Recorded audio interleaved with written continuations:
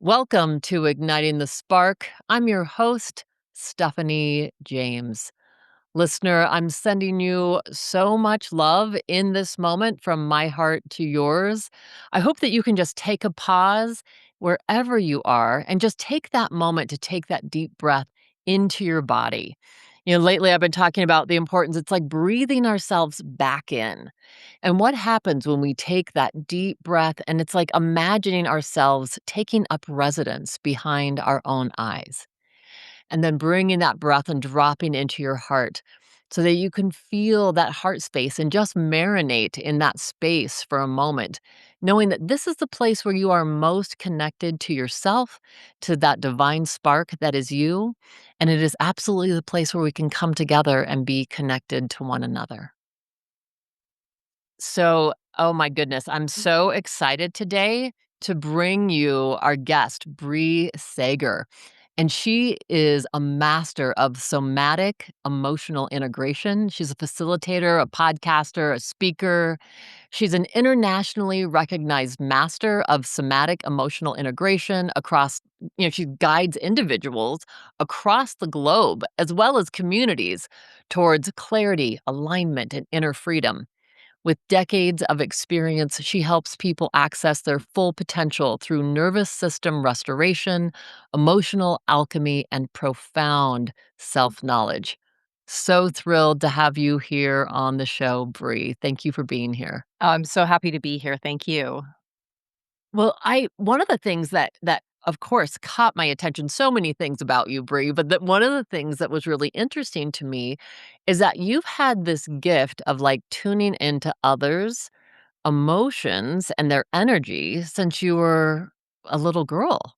Yeah, I really did, and I wanna say it wasn't easy because I didn't have the support of my family understanding what that was. At that time, that ended me up getting therapeutic treatments, and so you need to see priests and psychologists, and we need to fix you and what's going on with you. And so it wasn't until I was much older, I always had it was like this hidden thing that I was aware of. And I think so many kids now too, and probably a lot of us in our generation were similar, but we kind of it just got shut down. It didn't for me. It just sort of stayed very alive and present, but I had to keep that hidden. I was like, okay, that part of my life we're putting in the closet. And quite honestly, I ended up doing everything I could to not feel. So, doing Mm. well at school was part of my way of avoiding, but then getting into a lot of heavy drinking and a lot of partying and a lot of socialization. And I just like didn't want to feel everything that I felt. And I think that's something that we can now look back and see is probably true for a lot of people, how we are doing things, using substances, even distracting ourselves on social media so we don't have to feel. So in that way, I was no dissimilar than anybody else, if that makes sense. Yes, yes, and it makes me think of Don Miguel Ruiz in the Four Agreements when he talks about our domestication. That we come into the world as these wild spirits, if you will, and that then it's like, "Oh, we have to fit into this culture. We have to Yeah. fit into this environment in our family," and so that can really feel like this confining box that we have to exist in, and when we know that there's more going on inside of us, I hear that with you. It's like, "Okay, then I'm gonna distract myself because this is all going in, this is all going on inside the box." Yeah. Yeah. And we're talking times pre-internet too, right? So this isn't a time where you could be like, what is all this about? You're at whatever books are in your house is what you have access to. And that was it, which in my case was nothing really. So that was how it was, or whatever you see on TV, that's your world, right? Our worlds were much smaller. So even if we were interested in finding out more or what anything meant, your only option was really internal exploration, which is what I did. I did that through nature, and that was where I learned so much about myself, and that remains to this day the foundation of my work for sure. Well, and that's what I wanna ask you about. So what happened? So after distracting yourself and partying and doing these things not to be in touch with this gift, how did that open up for you? What happened next? So it was always there. So I was doing merger and acquisition work at a really young age, like early 20s, and I'm going into corporations. I'm helping them assess the people, what's happening inside. I'm hiring, I'm firing people. I was really young to be doing this sort of work. And the reason was because of that perception around people and what was going on underneath the scenes. In this case, underneath the financial statements, right? Underneath the income and profit. uh, papers. So that's really what I was doing, and I was just really good at that. So in a way, I was using my gifts, but in a way that also wasn't in alignment with me.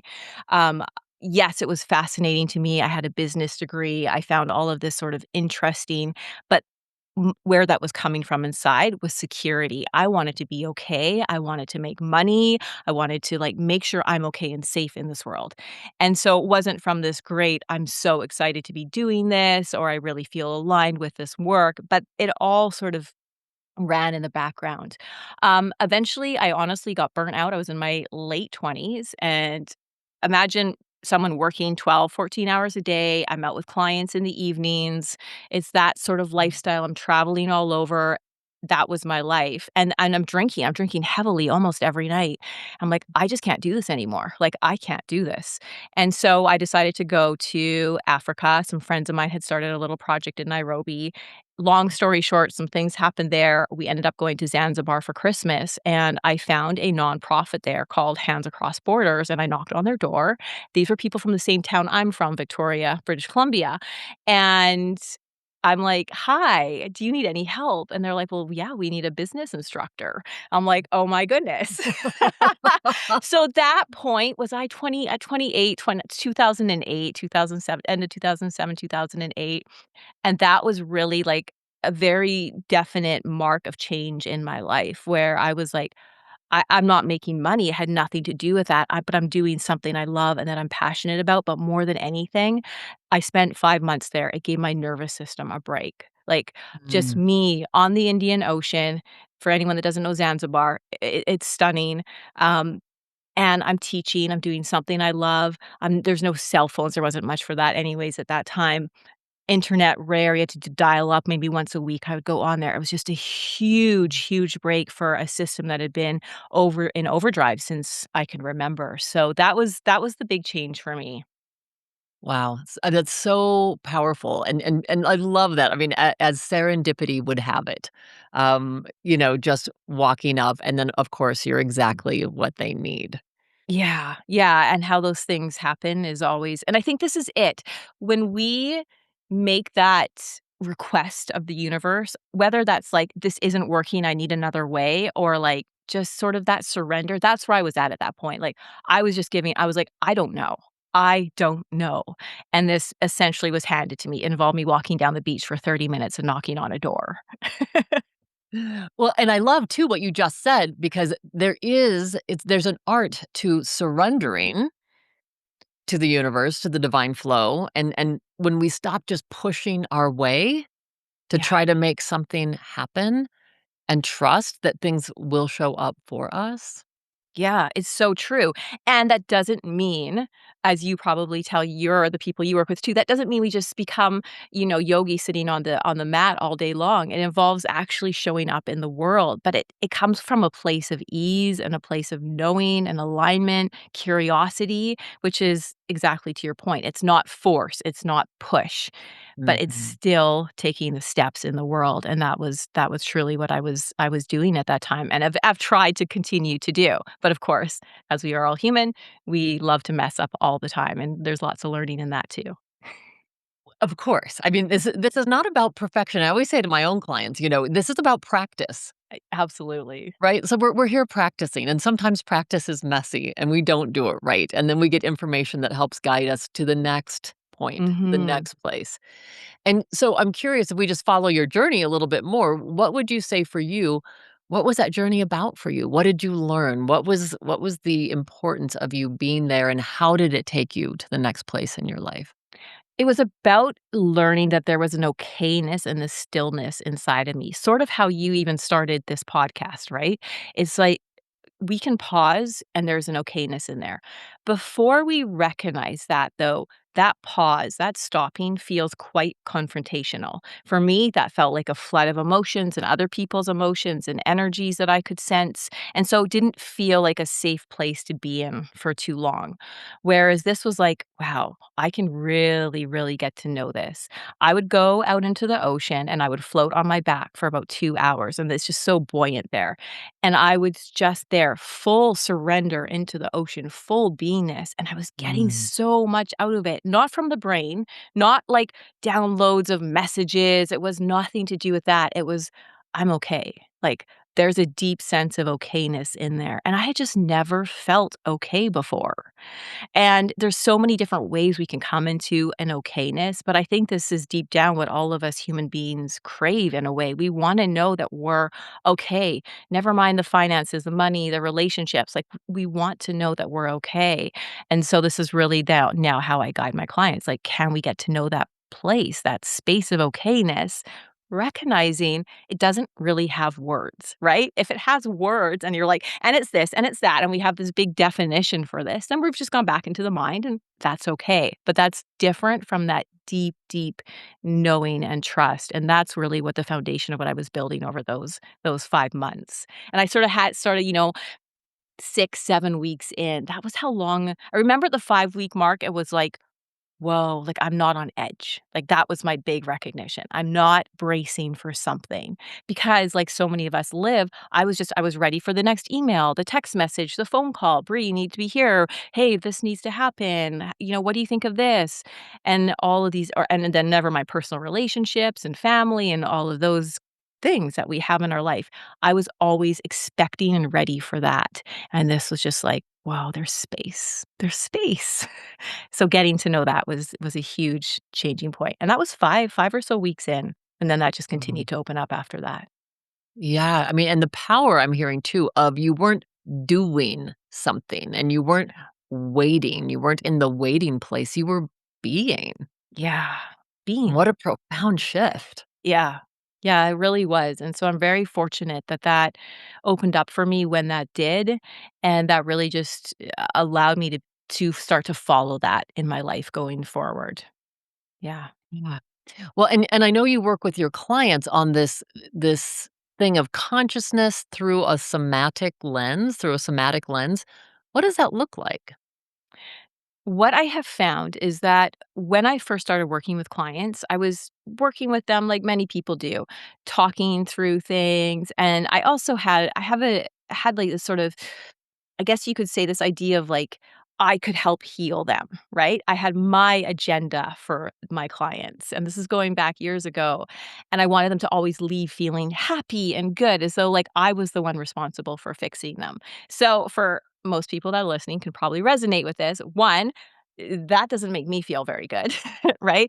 That's a lot for us to hold if we're suddenly responsible for other people's healing journeys and whatever they're going to get out. It's very hard on our system to be if we have an outcome for somebody, that means we also have judgment for somebody too, right? So I'm holding judgment, I'm holding outcome, I'm wanting them to so there's a lot of pressure in me. Now, energetically, of course, they're picking up on that too. So even though the sessions, they might feel some relief and there's like, they might leave feeling better, which they often did, there's still this underlying energy, which is creating this, they need to come back to me, right? They're gonna have to come back because we didn't quite get there because I was having this outcome attached. They were relying on me to heal them. And that's how I think a lot of our healing relationships have gone now with practitioners in this world of many different types. I mean, this is different if you're coming to someone for a massage or, even different psychosomatic work. Like there's so many different ways, but so many of us have been trained that we're responsible for somebody else. And so I just started looking at that and feeling of what that was doing inside of me and realizing, well, what if I was just present? What if I was just there in a way that is naturally guiding each person based on their particular system at this moment in time? So, therefore, I don't have an agenda. I don't have a protocol that I'm feeling or following. I'm just there.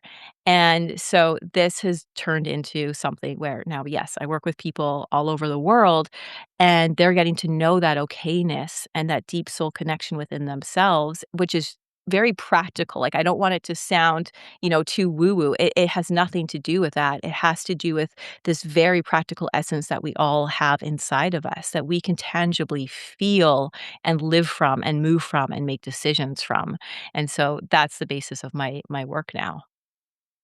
And I don't think it sounds woo-woo at all. I think that there's something really profound that I feel like I've been hearing about this for, like, the last 5 or 6 years, this shift into, that there's no more gurus. I'm putting air quotes here for people Yeah. that don't see this, or there's no more shamans, although I love shamans and I think they're amazing. It's not about that, but it's about how can we be our own inner guru, our own inner shaman, that we are our best healers. Yeah. And yes, we might need a guide to help access that, but that is Yeah. within us. Yeah, it absolutely is. And that's all about taking our power back, right? And not relying. As soon as we've gone into following somebody else's instructions, then we're not truly listening to ourselves. Now, is it important, like listening to podcasts and books, when again, it's aligned for us to do so? Like, this is the other thing we think, so and so told me I have to read this book. And now you're torturing yourself reading this book because this book really wasn't for you to read. Or you're making a decision based on the same way so and so said, I have to do this, even though nothing in you resonated with you. And you go through the whatever the thing is because you had to do it rather than really getting to know that place. And then those things, the right books, the right podcasts, the right teachers, the right guides, waiting for them to show up, not on the mind's timeline. The mind's going to have a wonderful timeline that's like tomorrow, Right. but really what we need and at those deeper layers. Yeah. Yeah, beautiful. Well, and I do wanna talk to you about one of the things that you talk about when because you just said the word alignment, and things that are aligned, with us and for us. And one of the things in your work I read is about the aligned heart versus the emotional heart. Mhm. Can you speak to Mhm. that? I'm really curious. So we often talk about, we hear this all over, the emotion, listen to your heart, listen to your heart. And the layers of our heart, if we just tune in, are generally quite emotional. They're like, I need this, this hurts, this is in pain, I love this, I want more of this. And it's actually generally an emotional, there's an emotional stance to it. Underneath those emotions, which are, by the way, the emotions are just the brain. As you know, the brain's interpreting the nervous system, the different senses, and it's saying, hey, it's this emotion. So we know those emotions change, right? We know that every day we're going to experience hundreds of different emotions. We know that tomorrow we're going to experience them in different ways. So we know that this is a very changing, sort of elusive thing. And yet we define ourselves so much by our emotional state. This is often what we've been taught. We want to be happy. You need to be happy. And that's a very elusive thing to be trying to get to when it's such a temporary state as all emotions are. Underneath all of that, and we can talk about this as much as you like, but underneath all of that is what I call the aligned heart. And actually, to be honest, that's just the word I threw in there. There's no any of this. There's no definition for it. It's just a word. But it's to try to encapsulate that alignment from that soul space is always okay. And it doesn't care at all about the emotions. There's just a deep knowing, a deep okayness, a deep peacefulness. And so when we talk about let's tune into the heart, we kind of have to be aware that there's a bunch of heart layers like ouch, pain, sad, happy, joyful. Those are great. We're humans. We get to have emotions. And how awesome is that? And I think we should actually spend more time being like, wow, I even get to be sad, right? Sometimes, or this Mm. hurts, this is pain. Like we're having this a human experience, even though it's hard as hell so often, but we get to feel it like that. Underneath that is so much okayness, and that's the place we wanna start listening to.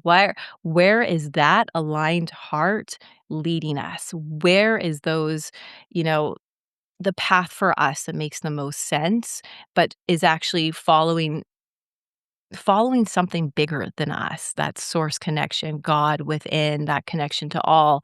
That's the path I think so many of us want to be on and experience because that feels aligned. We feel in flow, even though that doesn't mean it's easy, right? And that's the other thing. Can't expect that to just be easy, but it means we're following something we know. And so that anxiety and those fears around all of the parts of our lives that we don't know, that don't feel aligned, they just sort of crumble. And this is where I find people start to have a lot of peace in their life. They're like, I'm doing this hard thing, but it feels like the right thing. Maybe that's ending a relationship, right? Or maybe that's, going into a new relationship. Maybe it's starting a new job or leaving an old job. It could be all of these things. But when it feels like it's coming from the right place and it feels aligned, there's ease underneath of it, no matter how hard or not hard it is on the surface. So, and what becomes then, Bree, the portal, if you will, for accessing Mhm. this part of us? Yeah. How do you help guide clients to access this aligned heart? So this is why I think being a person that can work with others like yourself is that safety that's already within us that we've got to, it kinda talks invisibly, right? Like, our nervous system, we could call it, or our essence talks to the clients, the people that we're working with, and it picks up, "Oh, wow, it's safe here. Okay."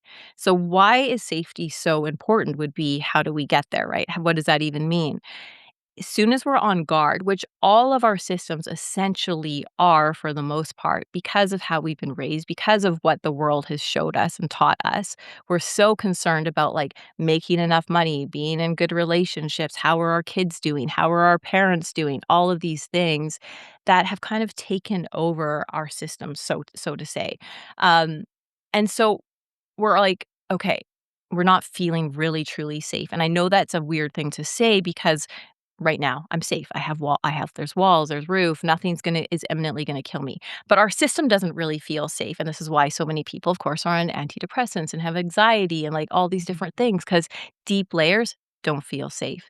So, when people are working with others or when they just feel safe, they start to let go and they start to trust this space beyond words, and this is where it gets really hard because the brain goes, "Wait, we need to be able to define what this is. We need to have words for it. What does that mean? How does it feel?"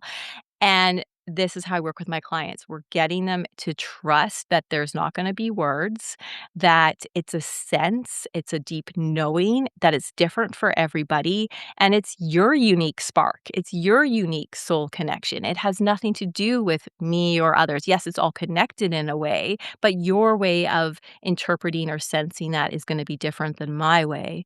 But I do see after, working with hundreds and hundreds, I know thousands of people over the years, there is a similarity, and it is the sense of knowing and deep trust within, and then it comes out in the world. I know to turn right or I know to turn left. I know to make this decision, it's a yes, or this decision is a no, but it comes from that place. We all know what it's like to try to make a decision where our brain is like, pros, cons, this, that, financially, this makes sense, but then relationship, that's gonna hurt there. That's how we generally make decisions, whereas coming from this place and getting to know that, you get to know it once, twice, you're like, "Oh, okay, I can just trust that," doing that more and more and more.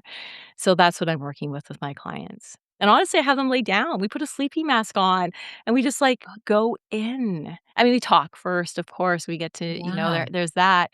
But that's what I found because it's just that place of practice of what can I be okay here in my body? Like, and that's the Mm. somatic part of it. Can I be okay here in my body for this moment? Can I get to know this place even more? And of course, over time, this unfolds. And then they're not reliant on me forever, which is also amazing.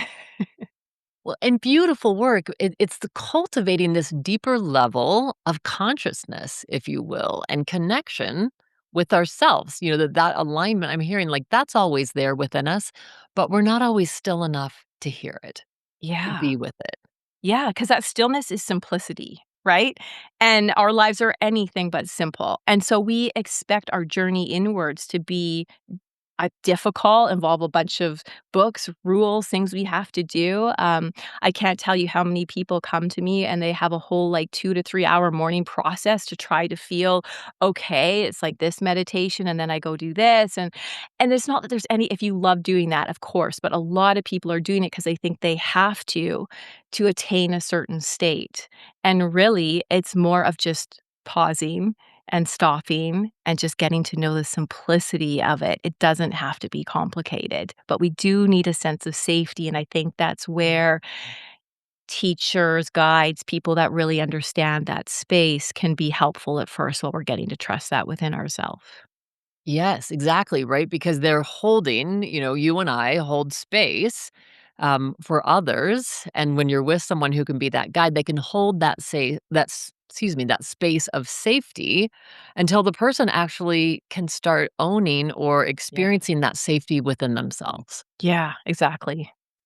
Yeah, that's such powerful work. Well, and I want to ask you too about how this then goes into relationships. Like, so people are doing this beautiful inner work, and then there's the outer expression, if you will. It's now how does this come forward and interact with the world through relationships with a partner, with relationships with our children. We were talking about kids before we jumped on. Yeah. How does this work then express itself in the world? There's so many ways this can go. Okay, so one, I wanna say, I see miracles every day where people just think, "Oh, my relationship with my mother is always gonna be hard," or with my husband, or, "My child hates me and it's gonna be like that forever." So I wanna say one thing. When we change, when a lot of those layers that we're holding fall off, relationships often do change. But that's not a guarantee. And that's Right. not what always happens. But I'm always shocked. So I just want to say I'm always surprised at how much they really do change when we come and approach things from a different way. I don't mean it might involve our speech or the way we talk or the questions we ask. Those might be different, but it's more just the energy that we're showing up from. A lot of this has to do with releasing from outcome, not trying to change our partner, our children, our mother, our father, our grandparents, our friends, right? A lot of that has to do with like we're not no longer judging them and we're releasing that attachment to outcome and trying to change. In saying that, back to that aligned place, sometimes relationships need to come to an end. But it's like, is that coming from a place that feels aligned for us? Or is that not? Is that because I think it has to be? Where is my patience and my understanding for other people? So I think there's so many directions that relationships can go. But I have to say, I see more healed than not, like by quite a large amount, which really gives me like just so much hope and joy for the future. Now, there's always a lag time, right? Like we can't be like, "Oh, I'm feeling so amazing inside and now the world should just show up and change." That's not really how it works. And other people might have to come in to trust us and then they need to go through their own process of letting go of whatever they're holding. So, we have to figure out like where is our patience? Where can we have conversations? Where can we meet each other from the place that we're currently at? But we are always trying to change each other. And energetically, this is what I saw when I was little too, right? I was just like, wow, like I literally would see like pushing in, like we're like back and forth little ping pong balls to each other, not realizing what we're really doing to each other. Anyone that's in a relationship and knows all about resentment, because I think every single couple that I work with has some underlying resentments. And that's what that's all about.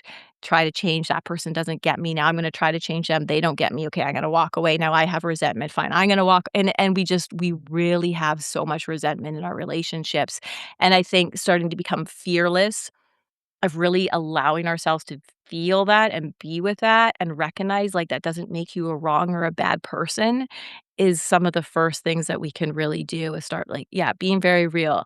I resent my husband, I resent my wife, like, not saying that's a period after that, but it's like, these things are real, or, like, I have anger there, or I feel sad, and so many people don't want to even have that expression to begin with because they think that makes them a bad person, or it means they don't love their partner or whatever, or their children for that matter, or their parents, right? It's not that. There's just some realities here where we are all just speaking to each other from our wounds, for lack of a better word, our traumas, our hurts, or we might have had a lovely childhood, but we still had these expectations from parents and teachers and work and life, and it's a Mhm. lot, right? And we come and we show up from these places, and to just know it's natural, we're all doing it. Well, and so as people become more aligned and, aligned to their heart, aligned to their inner beingness, it sounds like then naturally they're becoming more aware of like, oh, these are the parts that fit or don't fit. And Mhm. that the emotions, as you said earlier, I mean, emotions just kind of happen to us. We feel happiness or we feel sad or we feel that resentment, but that doesn't have to define what's underneath the relationship, and Yeah. being in alignment or, as you said too, in disalignment. Maybe we get to this place and we realize this isn't the person for me. That we're actually very out of alignment. And, Yeah. and so I'm curious for you, how do you help people then navigate through those waters? Like when someone's like, wow, okay, this is not a fit. Yeah. I mean, and what you just spoke of was is probably one of the most foundational things I think that I work with clients on, not being defined by our emotions. We define ourselves by whatever is going on in our mind all day long. Our mind is picking up on emotions, stories, replaying the past, thinking about the future. And this is how we've all taught ourselves to define ourselves. So just unwinding from that to begin with is huge. As we're unwinding from that, maybe we can recognize that, and maybe this is where we also give some grace to the people that are in our lives at this moment because they are reflecting all of this back to us, like, all those places that, again, like, we such, like, these words triggered or whatever, but anything that's kinda like that trigger, that, that's one of those things that we're holding inside of us, and I know we don't like that. We're like, No, I'm not an angry person. No, I'm not a resentful. No, I'm not a jealous person. No, I'm not," and so we just go into no rather than, like, actually we hold that in us for whatever reason, probably to do with the past. It has Mhm. nothing to do with who you are, and it doesn't define you, right? Once we get a lot of space around no longer thinking we're defined by these emotions or even our thoughts so much for that matter, we have the spaciousness in these relationships. Now, to your point of going forward from that place, okay, having these boundaries, right? And I always talk to people about, at first, we seem to have boundaries because we need them to protect ourselves in certain relationships, and I think that's really healthy. After a while, that's sort of like step 1. You first, like, recognize, "Wow, I didn't have boundaries. Now I need to have boundaries." Okay, so now we have boundaries in place. After that, our whole system, if we continue to do this work and have these deeper understandings, the boundaries almost disintegrate because they're no longer needed because our system is no longer attached to being defined by what previously hurt us, right? So what brought us, if someone's painful words hurt us in the past, we put boundaries up and then we go, okay, I'm no longer going to accept those sorts of words from this person. After a while, the boundaries don't even need to be there because you're not even available for those sort of words anymore. They might come by you, but you won't even almost notice them. So that is real mastery at that level where you're like, I had the boundary, it was needed, and now it's not even there because my system doesn't care about that anymore. So at the same point, some of us are in relationships that are very harmful. And, going through that and allowing ourselves to go through the pain of either leaving a person or ending a relationship, I think is important. And I think we need to, again, be it's like giving ourselves that permission for the emotions of that, for the sadness. I know people that will end, say, let's say, a very toxic relationship, and then they're like, "I shouldn't be sad. She was awful. He was Mhm. horrendous." And they make all these excuses up of, like, how they should be, but it's like, y it's painful. It hurts, and it's okay for that to hurt and to be sad. And also, where is the spaciousness underneath all of that? Is there okayness there? A lot of our relationships, of course, are built on stories, especially with our partners. They're based on stories of what we think the future should be like or we think how it should go. And then, really, the pain is because that story that we made up in our mind isn't coming to fruition. And we're not even really grieving what's right in front of us as much as the story that we had living in our head. So, there's so many nuances to relationships, as you know. Yes, well, and that is so my experience. I mean, I'm just resonating with everything you're saying, so often, and I do a lot of couples work, but that grief, that deep grief when a relationship ends, we talk about grieving the loss of the dream, and as you said, that can be even more powerful and actually deeper than the loss of the actuality of the relationship. It's like Mhm. what we wanted it to be, what we were holding on for. Yeah. Yeah. And our whole system gets sort of built around that. We hold on to that. We're very hopeful human beings, which I love, which is a great thing. But sometimes that hope gets built into stories that aren't real, right? Yes. And, but also this gives us our imagination, our creativity, our hopefulness, where we go in the future. But it does keep us attached to things that just might not be happening in this lifetime. Yeah. Yes. Well, and let's pivot just a moment into parenting. Mm. So the parenting aspect that is affected by this work, what do you notice? And what do you even notice in your own life, Bree, as you've continued? I absolutely imagine doing this work within yourself. Yeah. So with our children, I think if there is one thing that I've worked, because I work with children and with parents. So for parents, if I had to summarize, what I would say is, can you just be there for your kids no matter what their emotional state is? Because as we've been talking over this time, and as you talk to many people on these podcasts, we're often underneath all this, we're talking about that foundation of trust from a deep place within. We want to cultivate trust in our children, their inner trust of themselves, right? And we miss this as parents, I think, a lot because we're trying to get them to do all the things or in ways that they wouldn't do it, or we have them scared of their own emotions, their own anger, their own sadnesses, their own pains and hurts. And we say well intentioned, but like, just get over it, work harder, why, you didn't show up in that basketball game you just had. Like, you got to try your hardest all the time. And we don't realize how much we are taking that inner trust that they were naturally born with as babies away from them when we try to dictate and direct them in those kinds of ways, right? And we're parents, we're going to mess up, of course. But the big thing that I think hugely can change our relationship with our children is seriously just to be there. Like, sit beside them, let them scream and yell at us if they need to at first. And I can tell you this, and I have a 13 and a nearly 16-year-old.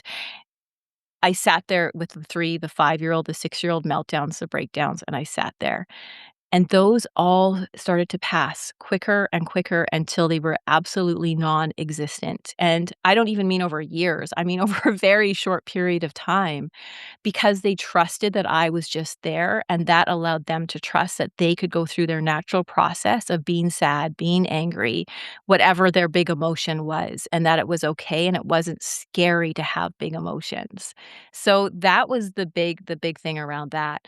Um, it's similar how when I work with kids too, we go through stories with children and work generally with stories. We go into their imagination, but we're going and we explore through that way, that deep trust that's available in themselves. And I get them to feel what that is. And it's different for every kid because I will literally make up a story on the spot. We talk for a bit. And some of the kids I work with have ADHD and have mild autism, and they're drawing and they're doing things in the background and they're squirming around. And our sessions are generally shorter. They're 30 to 45 minutes because the attention span isn't there.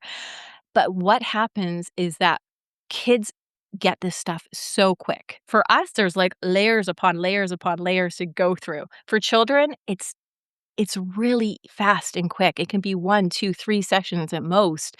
Um, and they just get that natural trust, which can, of course, help behavioral issues, sleep issues, but also parents can do this. Yes, I'm happy to work with children. I love it. It's one of my favorite things. But parents can also do this.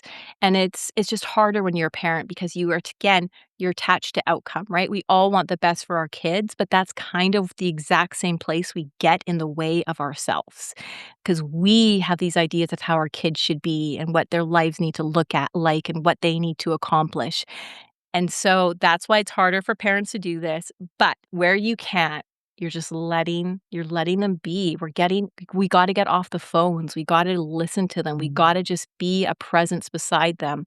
And we've got to stop telling them to do things at first. We need to do the things with them. If you want your children to make their bed, for example, or put their clothes away, you got to partake in that for the first while, right? If we go back, not even that long ago, any communities outside of sort of our Western civilization, everything's done together. It's done in community, and then the kids learn it, and they just naturally continue to do the things, right? We start off, "You need to do this. You need to do that," and we're really not there as mentors for them because we're busy. We're on our computers, we're on our phone, we need to make money, we have to prepare dinner, we have to drive them, like, it's a lot, and I get that, but there's something around being a true mentor for our child rather than expecting them to just get it all and do all the things, and I think that's where we can also really build a healthier relationship with our kids. Yeah, I'm Sorry, hearing that the was a long difference. ramble. No, that's wonderful. No, because one of the things I really was hearing is this thing about not coming in as the authoritarian in a Mhm. relationship, but actually coming in as a partner in parenting. Like, Mhm. I'm coming in and I'm gonna partner you by helping you learn these things and doing these things with you, and that then it's like this you're creating a community within your family. Like, this Yeah. is how we contribute Yes. together. This And is then what this looks like. we're providing the structure of safety for them so that they can get to know it within themselves. And so, of course, there's a hierarchy in family. There needs to be because we want our children to trust us. But that means we need to show up as a person that they can trust, Right. right? And I think if most of us are really honest, we didn't really trust our parents. Yes, we trusted them to probably put food, on the plate and they housed us, but, like, that deep trust of, like, "I know they've got us and I'm okay," that was missing for a lot of us in our lives, and so we wanna recognize that, like, how can our children trust us? So they need structure, they need to feel that safety, and then they need to be able to access that within themselves. And then what is your experience of what happens when that's provided? What did those family dynamics start looking like? The children just are content. That it's really that simple, and their kids are kids, right? They're always gonna have their different things and their different nuances, but they stop fighting us a lot of the time. They want to spend time with us. This is one of the biggest indicators. Your children wanna spend time with you. That's huge, especially as they get older. When they're younger, that's a given, but as they get older, do they still wanna spend time with you? My children love to spend time with me, and a lot of the people that I work with, their kids love to spend time with them. And, I have a 13 and nearly 16-year-old. And they love their friends too, like, don't get me wrong, it's not like they're with me all the time, but they appreciate each relationship for what that is. And that's because they know that, like, they have that trust that I'm there for them. I'm still authority in that place of where there's that respect there, but Mm. also that they have autonomy and that I'm not gonna try to change them or make them into something that doesn't feel natural for them. So a lot of ease, right? And then the parents feel the ease and the spaciousness. They feel like they have more patience. The children feel more comfortable, confident, okay. And we start getting ourselves into, I think, a much more healthy dynamic. And, parenting is hard these days. We don't live in community like we used to. So No. we all have to recognize that. We are in a hugely challenging time where we don't just have our neighbors often to take care of our kids or to support us with different things. We're trying to sort all this stuff out on our own, often single parents too, right? So, like, it's just a very hard time. So giving ourselves a lot of grace for really what we're doing right now with our kids too. Well, and what strikes me about all of this is, these are ways that we can help heal within ourselves, within our families, and then that spreads out to our communities. And so there really is like this profound potential, if you will, and I really believe this global effect as we do Mhm. this work and as we start dropping in with ourselves and, discovering our own aligned heart and then how we hold that space for our partners, for our children, our communities, and I just see this, like, beautiful ripple effect that happens from this work. Is so true, and that energy is so real, right? And to me, it's very, very visceral and real, but I think most of us can sense that now, and that's exactly it. Every time we heal one relationship, or even for that matter, when we end a relationship, too, that needs to be ended, we are sending out if it's from an aligned place, either way, when it's a truth within us, exactly as you said, that energetic ripple is there and it makes it easier for the next person and easier for the next person, right? To also find that path. So it's a huge service to ourselves, our relationships, our community, and the world. Absolutely. Well, Brie, gosh, I have to tell you, I cannot believe our time is up. I just feel like we could just keep going for the next couple hours. There's so much here. And so I hope you'll come back sometime on the I would show. love to. Love to Absolutely. keep diving in with you. And so for the listeners, how can they find out more about your work? How can they find you? Yeah, I just started my website, breasegger.com, which is BREASEGGER.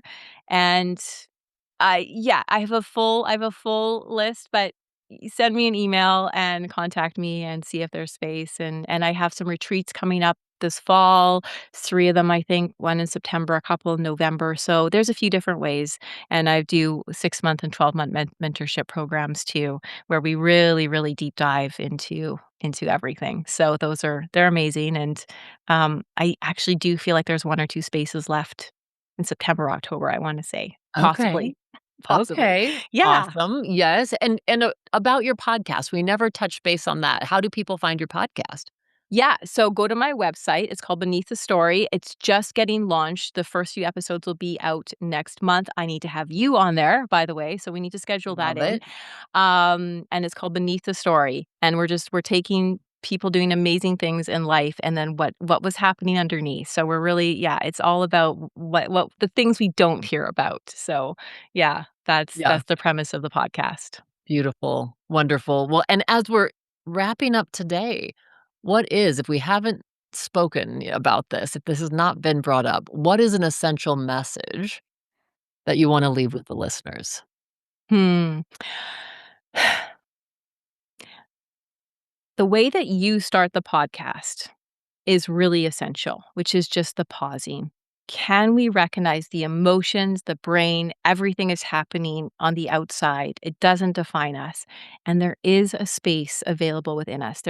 Call it your heart space, call it your soul, but there's a deep place of okayness. And we have to become a little bit fearless. And we may even have to put in a bit of structure into our life to force ourselves to not do anything for 5 or 10 or 20 minutes a day, right? Like sometimes the breath and the pause is a great place to start and then get to know that for 5 minutes, get to know that for 10 minutes without expectation. This isn't meditation. We're not trying to be peaceful and calm or try to reach a certain state. But that is absolutely available and you have to have the curiosity, but that does mean we got to put the phone down. We got to have a little bit of discipline. We got to sort of just take that time and space to just be, to truly just be. And I think our lives will, and they do and can change in the most, amazing, amazing ways from getting to know that part of ourself, which really is ourself. That is who we are. That is our Yeah. truth. Yes, Yeah. yes, I love that. That's our essence. That is what we talk about here. That is our spark. Yeah. Yeah. Absolutely. So how beautiful. What a gift you are, Bree. Thank you so much for this time together. Thank you for bringing your light, your beautiful energy, your wisdom, and your spark. Yeah. Thank you. Thanks so much for having me on. And I'm excited to have you on my podcast. So I can't wait. Me too. Thank you.